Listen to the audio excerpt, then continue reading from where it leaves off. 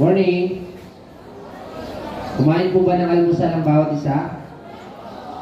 Ayan, hindi daw yung iba. So, ngayon po ay mag-aaral po tayo ng salita ng Panginoon. Meron lang po akong konting isi-share sa inyo na Word of God. Pwede po tayo pumikit at tayo manalangin. Panginoong Diyos, makapangyarihan sa lahat, salamat po sa umagang ito. Salamat po dahil pinahintulutan nyo na mapakinggan ang inyong salita sa umagang ito. Aking dalangin na patuloy na bigyan nyo kami ng talino, ng pangunawa upang maunawaan po namin ang inyong salita agad sa umagang ito. Salamat Lord, pagpalain niyo po ang bawat isa. Sa pangalan ni Jesus namin tagapagligtas. Amen. Ayan, so, alam niyo po ba, mga mag-aaral at mga guro, na ang buhay po natin dito sa lupa ay panandalian lamang. Meron pong nabubuhay at the age of 50, 60, 80, mapalad na po kung umabot tayo ng 100. Amen? Mapalad na po na umabot tayo ng 100. Meron din pong namamatay, nasa sinapupunan pa lang. Kung siya po ay sanggol pa lang, meron din pong namamatay. Sa katunayan, hindi nyo alam kung ano ang mangyayari sa inyo sa araw ng bukas. Sapagkat ang buhay ay parang hamog na lilitaw ng sandali at mawawala pagkatapos. Ganun po kabilis yung buhay natin. Tayo po, natanong po ba natin sa ating sarili kung saan ba tayo mapupunta after ng buhay natin? Kapag namatay na po tayo, ano po kaya yung mangyayari sa atin? Saan po kaya tayo mapupunta? Alam niyo po ba na meron tayong patutunguhan kapag tayo ay namatay? Dalawa po ang patutunguhan natin. It's either langit o impyerno. Kapag tayo po ay sumunod sa ating Panginoon, tayo po ay mapupunta sa langit. At kapag tayo po ay sumuway sa ating Panginoon, tayo po ay mapupunta sa impyerno. Inuulit ko po, ang buhay po ay panandalian lamang. Wala pong second chance. Nasasabihin mo sa Panginoon, Lord, buhayin mo po ulit ako upang maging mabuti pong tao ako. Lord, buhayin mo po ako upang maligtas po ako. Wala pong second chance. Kaya hanggat may pagkakataon po, gamitin po natin yung buhay natin para maparangalan yung ating Panginoon. Itinakda sa mga tao ang mamatay ng minsan at pagkatapos nito'y ang paghuhukom ng Diyos. Meron pong masamang balita, bad news. Ang lahat ng tao ay makasalanan. Lahat po tayo ay makasalanan. At walang nakakaabot sa kalulhatian ng ating Panginoon. Ibig sabihin po, lahat po pala tayo ay mapupunta sa impyerno. Lahat po pala tayo ay, dahil tayo po ay makasalanan, nagkasala sa harap ng ating Panginoon, tayo po pala ay possible na mapunta sa impyerno. Alam po ba natin yon? Dahil sinasabi po sa aklat ng Roma, chapter 6, verse 23, sapagkat ang kabayaran ng kasalanan ay kamatayan. Ibig sabihin po, lahat po tayo ay mamamatay. Pero dahil mahal po tayo ng ating Panginoon, hindi niya po hinayaan na tayo po ay mamatay. Na tayo po ay itapon sa impyerno. Isa pa pong bad news, hindi po tayo maililigtas ng mga mabubuting gawa natin. Akala po ng ilan, kapag gumawa siya ng mabuti, maliligtas na siya.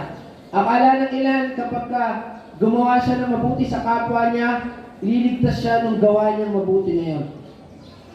At akala ng ilan, kapag umanib po tayo sa isang relihiyon, o kapag nasa isang religion po tayo, maililigtas tayo ng isang religion na yun. Kapatid, ito po ang bad news. Hindi ka maililigtas ng mga gawa mo at hindi ka maililigtas ng kahit anong religion. Yun po yung bad news. At ang good news, pero sabihin mo sa katabi mo, meron palang good news. Ayan, meron palang good news. Ang mabuting balita, mahal ka ng Diyos.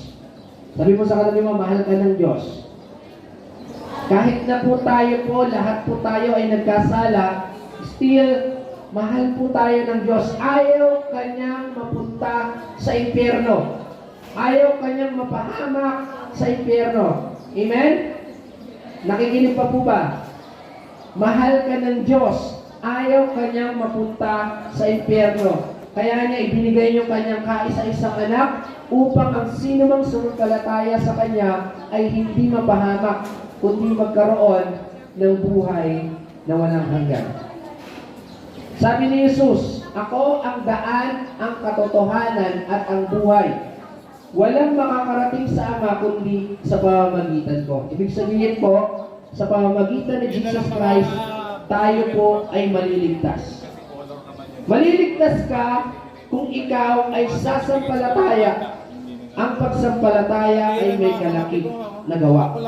Kung paanong patay ang katawang espiritu, patay din ang pananampalatayang walang mabuting gawa. Ibig sabihin po, kailangan natin sumampalataya sa ating Panginoon para po hindi po tayo mapahamak sa impyerno.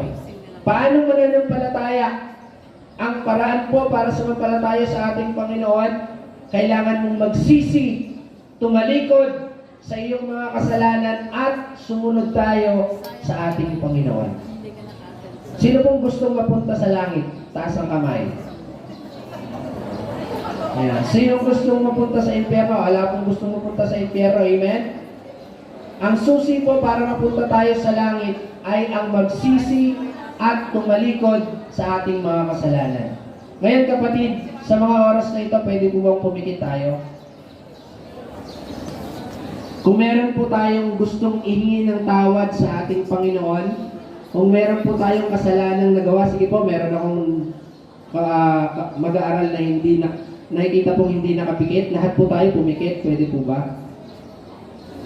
Ayan, pikit po tayo at konting katahimikan lang po. Kung meron po tayong kasalanan, tingin mo po na yun po yung kasalanan na hantong sa impyerno, tingin po natin ang tawad sa ating Panginoon. Pikit po tayo at tayo po manalangin sa Panginoon.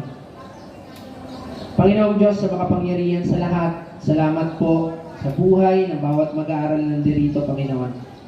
Patawarin niyo po kami sa aming mga kasalanan, O God. Kung kami man po ay makasalanan, kami po ay humingi ng tawad sa inyong harapan. Ama, nagpapasalamat po kami sa inyong pag-ibig, sa inyong habag sa amin, Panginoon, dahil kami po ay binibigyan niyo ng pagkakataon na maligtas. Kami po ay binibigyan niyo ng pagkakataon na magkaroon ng buhay na walang hanggan. Aking dalangin na patuloy na katagpuin niyo po ang kaluluwa ng bawat mag-aaral na nandirito, bawat guro na nandirito, Panginoon. Patuloy, Lord, na naway makakilala sila sa inyo at patuloy, Lord, na magkaroon ng takot sa inyo ang lahat ng mag-aaral at guro na nandirito, Panginoon. Ama, maraming salamat, Panginoon, sa kapatawaran na ibinigay niyo po sa amin. Aming dalangin na pangunahan niyo po ang bawat mag-aaral at guro sa kanilang pag-aaral sa guro namang isang linggo, Panginoon. Pinagkakatiwala po namin sa inyo ang araw na ito. Maraming salamat po. Pinupuri ka namin at sinasamba. Ito po aming dalangin sa pangalan ni Jesus na tagapagligtas. Amen. Maraming salamat po. Sa Diyos po ang pinakamataas sa papuri.